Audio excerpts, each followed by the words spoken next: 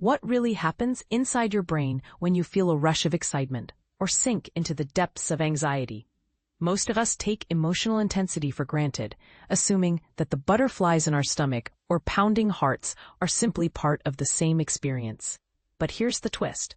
Recent research questions whether these physical reactions are actually distinct from our conscious feelings. Sound intriguing? Keep reading. Because the latest work from psychology experts at the University of Hong Kong could change how we understand human emotion itself. A groundbreaking study led by Professor Benjamin Becker at HKU's Department of Psychology is shedding new light on how our brains give rise to the vivid, powerful feelings we experience every day. The research zeroes in on arousal, that core element of emotion signaling how energized, alert, or excited we feel. Traditionally, scientists have wrestled with a fundamental question. Does our brain use the same system to produce emotional arousal as it does to trigger physical body responses, like sledding? Or are these processes truly separate? Using a cutting-edge blend of artificial intelligence modeling, high-resolution brain scans, and realistic, immersive experiments, Professor Becker and his team uncovered a unique signature in the brain that tracks emotional intensity across a range of experiences. Imagine feeling your heart race as you watch a terrifying movie, or lighting up with joy when you see someone you love. This neural signature was sensitive enough to capture those moments. Even more surprisingly, the HKU researchers managed to tease apart the conscious experience of emotion from the automatic bodily changes we might interpret as emotion.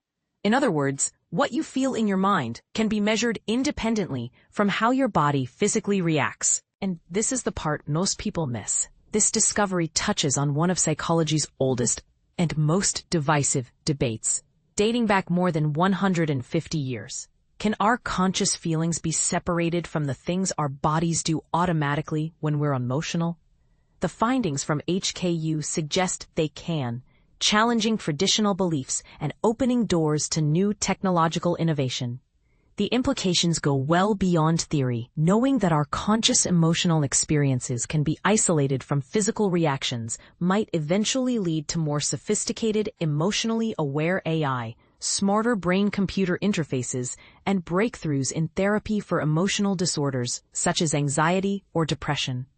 For someone struggling with intense feelings, imagine if doctors could target the source of emotional distress with real precision, without necessarily affecting the body's automatic functions.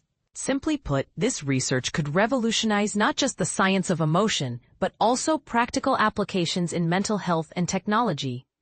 The study, titled A Neurofunctional Signature of Affective Arousal, generalizes across valence domains and distinguishes subjective experience from autonomic reactivity, was recently published in Nature Communications. And here's a controversial angle. If our emotional experiences and bodily responses can really be separated, what does that mean for treatments relying mostly on changing physical symptoms, like some anxiety therapies? Could future AI truly understand and respond to how we feel if conscious experiences are so unique to each brain? Where do you stand on the mind-body divide in emotions? Join the discussion. Do you agree that feeling and physiological response are separate, or do you believe they always go hand in hand? Share your thoughts, doubts, or experiences below. The debate is far from over. For those seeking more information, direct questions can be addressed to Professor Benjamin Becker at HKU, or to departmental contacts, Ms. Michelle Tsang, Cantonese, and Ms. Kay Tang, Mandarin, for language-specific inquiries. Journal, Nature Communications, Research Method, Observational Study.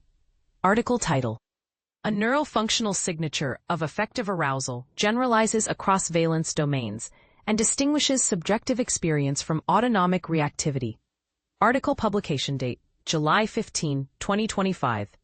Disclaimer. Please note, referenced organizations and platforms such as AAS and EurekAlert do not verify the scientific content of shared news releases or take responsibility for their ultimate use.